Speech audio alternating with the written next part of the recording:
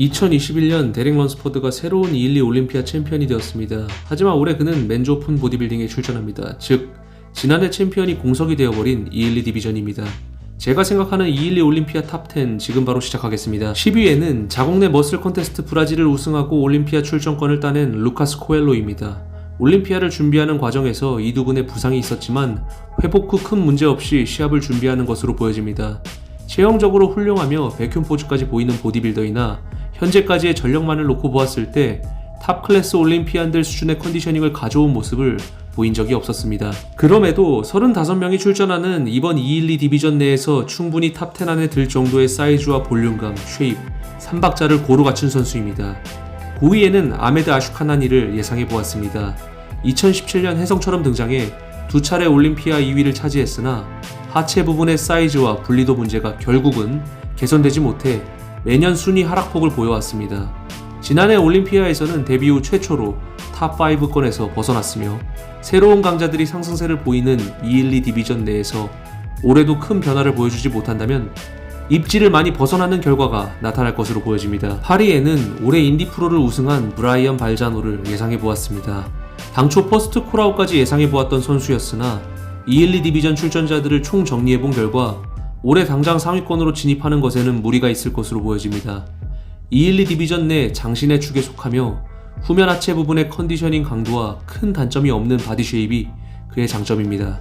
하지만 단신의 212 탑 클래스 선수들이 지닌 둥근 근육의 볼륨감이 충분치 않아 보이며 장기적으로 보았을 때 212 디비전을 벗어나 오픈을 도전해야 하는 선수로 보여집니다. 7위에는 올레 크리비를 예상해보았습니다. 2021년 올림피아 이후 프로쇼였던 빅맨 위켄드 212 디비전을 우승하며 올림피아 출전권을 얻어낸 선수입니다. 2020년 올림피아 퍼스트 콜아웃에 호명되었으나 탑5 선수들에 비해 전반적으로 아쉬운 하체 사이즈와 후면부를 보였습니다. 그러나 2021년 올렉은 2020년 올림피아에서 보인 단점들을 완전히 개선한 모습으로 시합을 준비 중에 있습니다. 피부층이 거의 없다시피 한 하드한 컨디셔닝을 준비하는 선수이며 올해 정말 꽉 채운 212 선수의 면모를 보일 것으로 보여집니다. 2년 전까지만 해도 약점이었던 하체 사이즈와 후면부는 강점에 가까워 보이며 역대급으로 치열한 2022년 올림피아 퍼스트 콜아웃에 충분히 들 가능성이 있는 선수로 판단됩니다. 6위에는 템파 프로에서 키온 피어슨을 상대로 2위, 이어지는 텍사스 프로를 우승하며 올림피아 진출권을 따낸 캐리스 바조입니다. 지난해 올림피아 데뷔전에서 8위를 기록하며 혜성처럼 등장한 신예이지만 보디빌딩 경력만큼은 오래된 선수입니다. 40대 보디빌더로 터질 듯한 볼륨감을 선보이는 타입은 아니지만 완성도 높은 컨디셔닝, 부족함이 없는 근육 무리근으로 안정적인 경기 운영을 하는 타입의 선수입니다. 지난해보다 전체적으로 사이즈업이 되었음에도 컨디셔닝적인 부분에 전혀 문제가 없으며 현재의 전력을 놓고 보았을 때 충분히 212 상위권에 진입할 수 있는 선수라 생각됩니다. 5위에는 상반기 타일랜드 프로를 우승하고 올림피아 데뷔전을 치룰 중국의 핑윤롱을 예상해보았습니다. 지난달 미국으로 입국하여 올림피아 준비에 여념이 없으며 현재까지 그 어떠한 212 강자들과의 경쟁을 치러본 적이 없는 선수입니다. 하지만 타고난 근육 쉐입과 전후면에서 사이즈와 컨디셔닝 모두를 보여줄 수 있는 하체, 신기할 정도로 둥근 근육 볼륨감과 강도는 타일랜드 프로에 대거 출전했던 중동 선수들을 압도하기에 충분했습니다.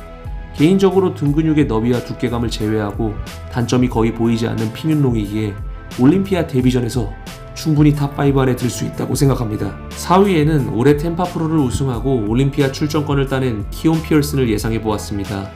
올해 온라인 다이어트 코치 패트릭 주어와 함께하면서 서서히 사이즈업된 자신의 몸에 맞는 컨디셔닝을 찾아가는 듯 보여집니다. 여지껏 완벽한 다이어트를 해내지 못했음에도 타고남으로 좋은 성적을 기록했던 키온 피어슨이지만 올해는 지난해 이상의 컨디셔닝을 준비할 것으로 보여집니다. 쉐입이란 장점이 궁극에 달하는 선수로 컨디셔닝의 준비 상태에 따라 순위의 대폭 상승마저 예상됩니다만 후면부에서 보여지는 고질적인 두꺼운 후면 하체 스킨 문제를 올해 완벽히 해결할 수 있을지는 의문이라고 생각됩니다. 3위에는 에인젤 카데론을 예상해보았습니다.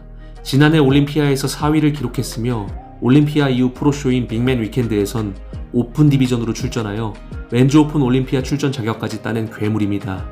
165cm 정도의 신장에 광활한 어깨 프레임과 상상을 초월하는 근육 사이즈를 지녔으며 살벌한 컨디셔닝을 동시에 보여줄 수 있는 선수입니다. 다만 거대한 상체 프레임과 두께감에 비해 하체의 사이즈가 비율상 작아 보이며 시합을 치르며 조금씩 개선되는 부분이지만 카말 엘 가그니와 숀 클라리다 같은 무결점 완성도를 지닌 선수들과 경쟁하기에는 부족해 보입니다. 2위에는 올해 오픈 프로쇼에도 2차례 출전했던 카말 엘 가그니를 예상해보았습니다. 212파운드를 가득 채워 나오는 선수로 오픈 디비전엔 100kg의 체중으로 무대에 올랐습니다. 올해를 마지막으로 은퇴를 계획하는 카말 엘 가그니의 나이는 만 51세입니다. 그럼에도 여전히 놀라운 다이어트 강도와 사이즈를 동시에 보여주는 선수입니다.